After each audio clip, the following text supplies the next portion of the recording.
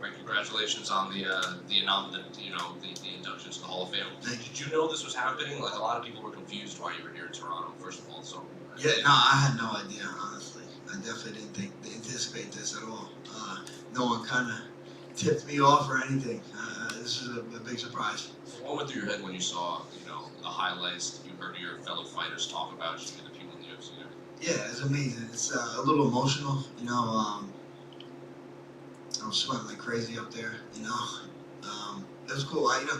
Someone said I filmed something this summer, and they said they were gonna show like a preview of that, so that's what I thought it was, but then when I realized it was the Hall of Fame, I was definitely taken back.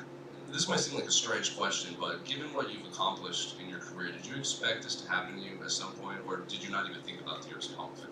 You don't think of that stuff at first, when you first get into this.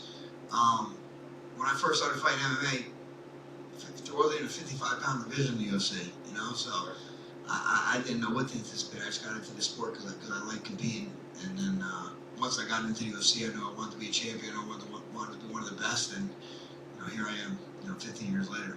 I know it's obviously pretty fresh and early on, but you're gonna have to put any thought into who's gonna do your speech at the induction? I have some ideas. I've got to go home and talk to the family a little bit, but I have some ideas. The last one for me. You seem like one of those rare fighters that no one really seems to have a personal issue with. Like, you might have beaten their favorite fighters. It's like a competitive dislike, but you never really hear someone say anything negative about Frankie Edgar. So I'm curious, when you look back on your legacy, is that something that really kind of stands out as an important thing, like just the amount of respect that you have from everyone? Yeah, I think I give people respect, so that gets respect back. So I'm a straight up dude, and I think most people take me that way.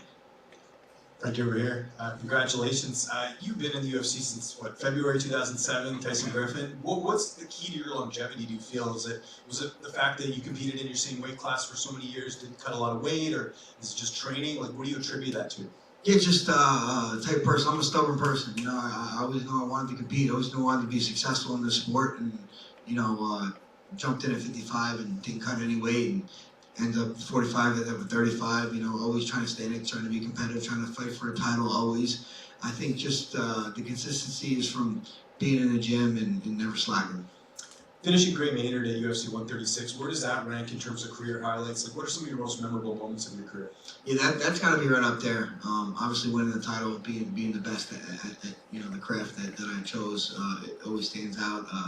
Year fight, Cub Swanson first fight, Chad Mendes fight, those all stand out. Just last one for me. Again, I mentioned it there. You're one of the few fighters to fight in a weight class where you didn't have to cut much weight.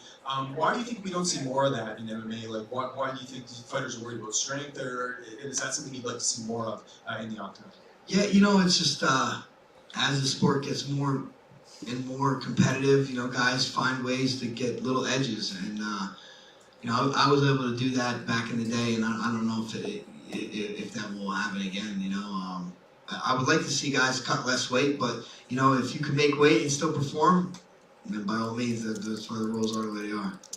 Frankie, congratulations on the announcement. Since retirement, and obviously now coming off of this announcement, you're going to be asked so many questions about your career in the next couple of months. Are you someone that enjoys reflecting and looking at your big moments and speaking about yourself in that way, or are you a bit uncomfortable with it? Yeah, I mean, I'm not a guy that likes to stroke myself too much, well, depends. But you know what I'm saying? I'm not really a guy that's into patting myself on the back too much, but it's nice to talk about old memories. I mean, I still liked what I did. I'm proud of what I accomplished in the sport. So yeah, it's kind of two-edged. And just the last one for me, how much the perception changed among people watching you after the first BJ fight? Was that a dramatic shift, or was it the second BJ Penn fight that really, in your mind, solidified to people this is the lightweight, and this was not a surprise the first time? Yeah, definitely the second fight. The first fight, I had to convince myself that I could beat BJ. And then when I did that in the second fight, I knew I could. So then I kind of was able to put a stamp on it. But that solidified me, I think, and really introduced me to the world at that moment. Frankie, you're going to the modern wing. It's going to be alongside two of your rivals, Aldo, BJ, fighters like GSP, Cormier, Khabib, now Frankie Edgar. How does that sound when you hear that? Yeah, I mean, the names you said are legends and the best of the sport, and to just be considered, among those names is why you get into the sport. I always wanted to be the best of the best. I always said I wanted to be the Michael Jordan of the sport. I don't know if I quite landed there, but to make it to the Hall of Fame is pretty special. Yeah, I mean, you've had an extraordinary career. We view a lot of it to you being like undersized, the underdog all the time. Is that how you see it too, or is there another word kind of you like to use to describe your legacy? Yeah, no, I'm down with that. I'm like the everyday man. I'm not a big guy. I'm not the strongest guy, fastest guy, but I found a way to win through hard determination. I always left it in there. That's probably the thing I want people to walk away with. Like I never went in a fight thinking I was going to lose. Because I prepared the correct way and I always put my 100% into every fight. And what's your advice for the next fighter who fits that Frankie Edgar mold, who's kind of whatever, just doesn't, maybe he's undersized or some other reason people say, oh, this guy's not going to be UFC champion. Believe in your preparation, believe in yourself. Confidence is a stain that can't be wiped off. If you're a confident dude, you can do anything in this world. Frankie, congrats on the honor. When we talk about size, is it a point of pride for you to be one of the guys, along with BJ Penn and a few others, who kind of sold a lot of people on the lighter weight classes who are maybe reluctant to watch them? Yeah, no, definitely. I think when BJ was running through everybody and, they said he didn't have many opponents, I came in there, I think I kind of threw a monkey wrench in that whole thing and had started the lightweight, trend, and then 45 started catching on, now 35 and now 25. I mean, you just give it time, it's going to happen. The sport is just too entertaining for the little guys not to get their shine. Congrats. Thanks. Hey Frankie, so it was said that you really represent the audience and the fans, and then a lot of the folks who watch the sport really resonate with you.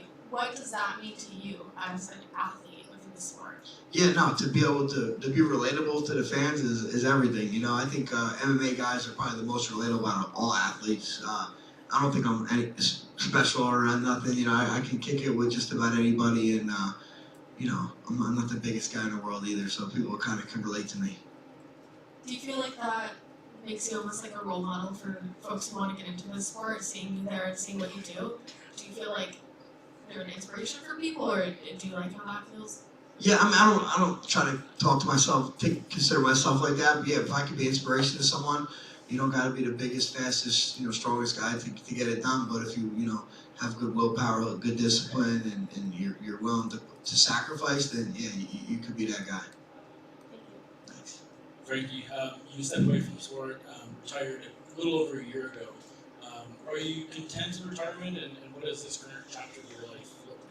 Yeah, no, I mean, I didn't want to retire. I just thought it was the time to. I still think I can compete and all that, and I still have those juices flowing through me. But I'm directed more towards my family. My kids are wrestling and helping some young fighters. I'm actually opening up a school, a jiu-jitsu and martial MMA school in my hometown soon to be. I feel like, the question for any long-time champion or fighter when they retire is, will you ever come back? And when you say the juices are flowing, is that itch, is that real? Have you experienced that? A lot of fighters talked about it. I mean, no, I haven't sought to go look for any fights, and nothing's came across my desk, so I haven't really been tempted. If something comes across my desk, would I be tempted? I maybe, but right now I'm not looking towards that. I'm trying to look towards the next generation, how to build these next guys. Thank you, guys.